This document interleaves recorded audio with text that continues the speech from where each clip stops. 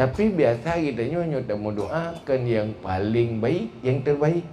Sebenarnya yang terbaik kekasih. Ya Allah, Nabi long berkasihin. Asal kasihin yang bergad. Yang lebih ke doa mana? Ketimbang ya Allah, Nabi kaya. Asal kaya bergad. Hai mendoa je. Yang hanya mendoa, ya Allah, ilung Nabi berkaya. Ada bahnaga berkaya hati. Nyan katalah. Nyan kata dikti Allah dia. Memaksa kehendak. Maka urutnya agama hadir untuk menjawab ada. Hana bukan sih ni kini. Asal kai god. Kepu kaya muya kai guru. Malah perah kadang-kadang ngentanyo le harta jadi peluang untuk maksiat. Sebab na modal. Ya.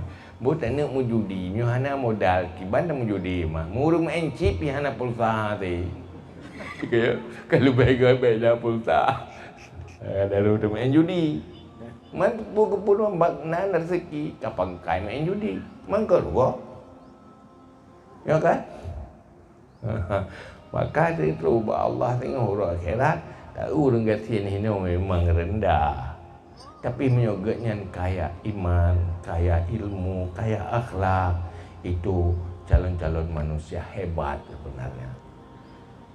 Manusia yang hebat. Hebat pun nilai dah mencuruga ikan orang bengah. Urungnya. Sebab atau curuga lagi. Nanti uro ju. Dama kan. Nanti kau orang bunga, kau orang teput. Yang gati-gati yang gak kau orang bunga. Yang kaya-kaya, kau orang teput. Si uroi dia, si ribeton. Manti kau orang bunga, kan bedai mertoton. Ya kan? Gara-gara gasi ni 50 ton, 500 ton, awai ni mati syurga.